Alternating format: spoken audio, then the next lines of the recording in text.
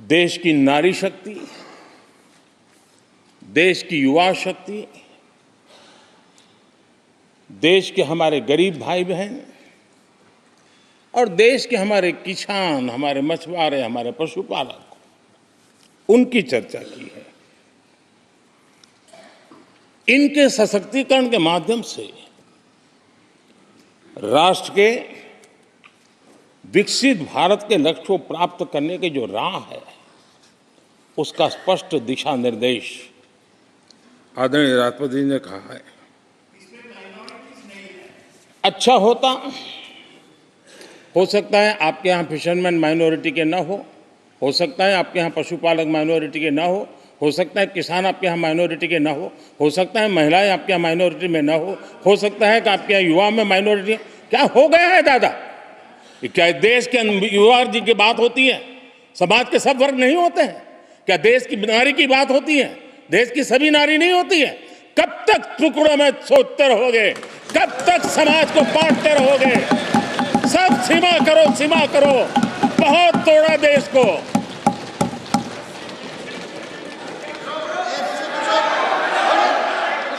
आदरणीय अध्यक्ष जी,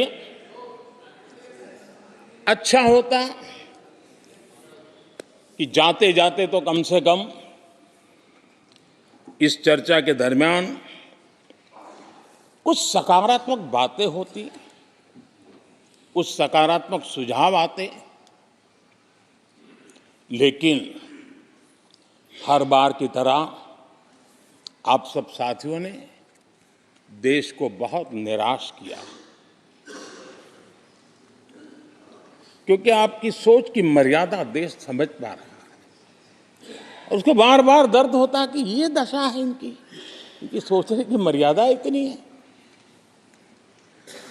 आदरणीय अध्यक्ष जी, नेता तो बदल गए, लेकिन टेप रिकॉर्डर वही बज रही है,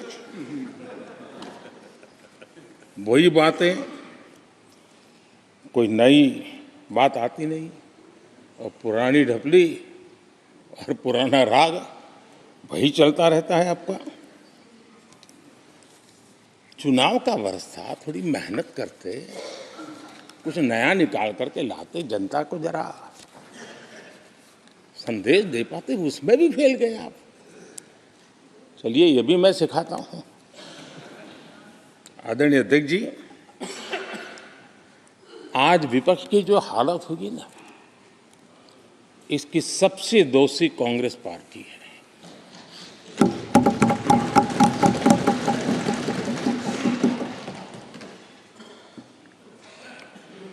कांग्रेस को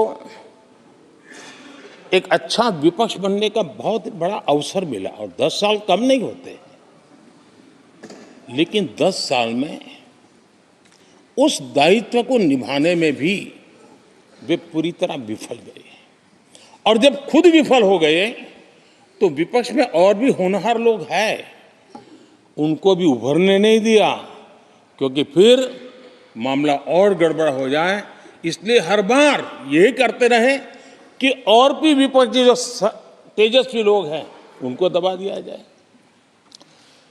हाउस में कई यंग हमारे माननीय सांसदगण हैं, उत्साह भी उमंग भी है, लेकिन अगर वो बोलें, उनकी छवि उभर जाए तो शायद किसी की छवि बहुत दब जाए। उस चिंता में इस यंग जनरेशन को मौका न मिले, हाउस को ही चलने नहीं दिए गए। यानी एक प्रकार से इतना बड़ा नुकसान कर दिया है, खुद का भी, विपक्ष का भी, संसद का भी और देश का भी। और इसलिए, और मैं हमेशा चाहता हूं कि देश को एक स्वस्थ अच्छे विपक्ष की बहुत जरूरत है।